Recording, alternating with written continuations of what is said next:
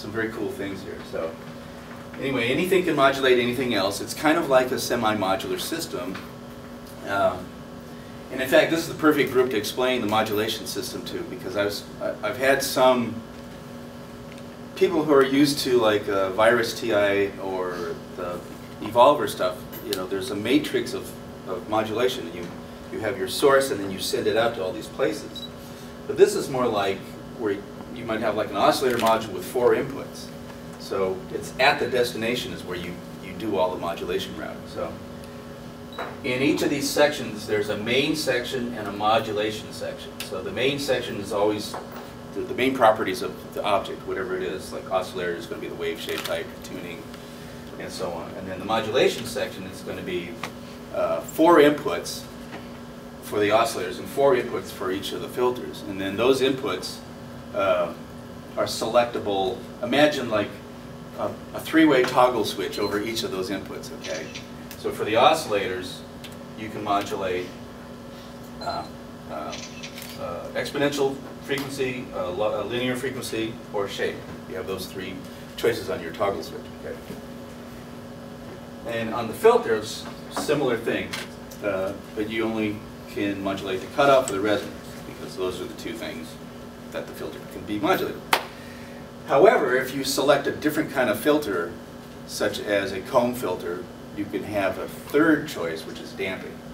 So the modulation is applied within each of the mod sections. So I tried to, you know, with 1,000 parameters, I'm trying to make this somewhat manageable, but you still have to page around occasionally. So let's look at, okay, Prophet VS. Obviously, this is like a culmination of everything I've done in the past, plus some other goodies. The VS is going to give me the ability to take a mixer and use a joystick or any other thing and do that.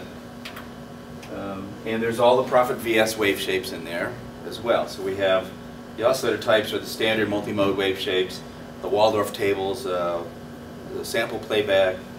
There's a Curtis Electro Music or Prophet 5 type where you can have multiple wave shapes on at the same time. There's the Prophet VS wave shapes, and there's also the Mini-Max, Mini-Mode wave shapes. And the structure is so that we can add more, you know, theoretically until you're completely exhausted. But anyway, that's the idea. So each of the 4 oscillators can be any of those types, okay? And each of the 4 oscillators is independently modulated. So 4 inputs for each of your oscillator modules. And the modulation of sourceless is anything in the synth, audio or sub-audio. So it gets pretty deep. Stephen came down from Vancouver last night. It's the first time he'd seen it. I couldn't sleep because we were looking at it, and my brain started going, well, what if we do this? What if we put this through that? I mean, things like the mixer section, for instance, isn't just an audio mixer. You can actually use it as a signal mixer. And the same goes with the joystick. Right. So you can use it to sort of, you know, we were getting into stuff like that. It's pretty open. Yeah, it's so open. Now there's something else called a rotor, and this is from a creamware module.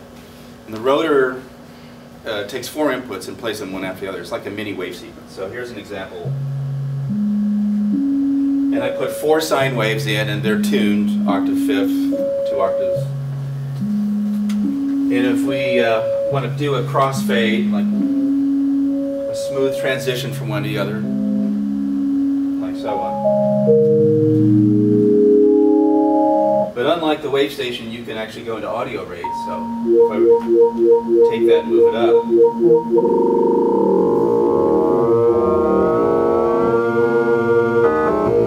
so now it becomes a source of oscillation. Even though it's not an oscillator itself, it takes the input harmonics and creates a tuned pitch based on the clock that's running, you know, the rotor. It's almost granular, right? It's almost granular, the sound in it. Yeah, kind of. It's interesting. And then you can, I wasn't tracking the keyboard there, so you could hear it. But if we want to track the keyboard, and if you tune it so it's in some relative reasonable relationship.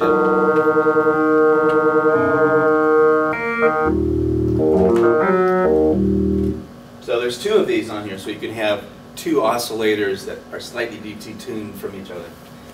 So that's basically what the rotor does.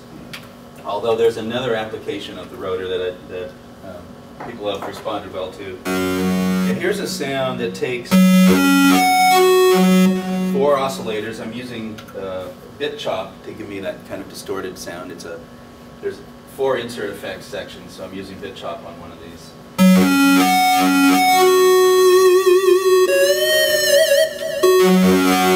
And it'd be really nice to be able to control that under your hands. You can put aftertouch in there. But I found it was a little more interesting to use the rotor to do that. And I've got the rotor going at a very slow speed, and then if I want to move it along, then I just use aftertouch. So it's going very slowly now, right? If I press down. But if you play it cleverly enough, you can, you know,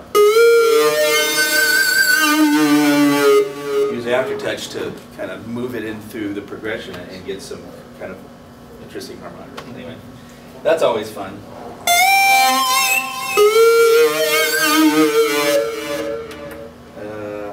What else would be interesting?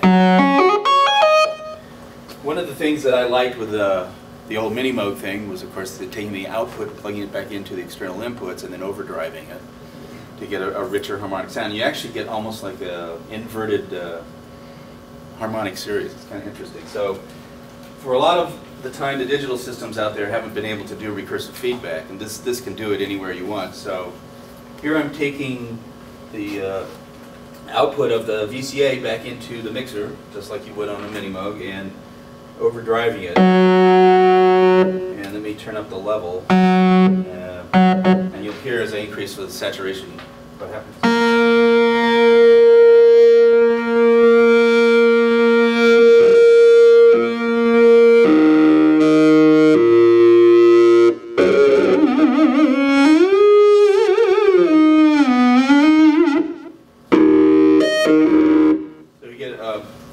Distorted kind of organic sound out of a digital synth. So that was, you know, the 2 goals on this thing were to make it high quality sound because it's running, everything's running at 96 kilohertz inside, and ease of use as best I could, considering 1,000 parameters.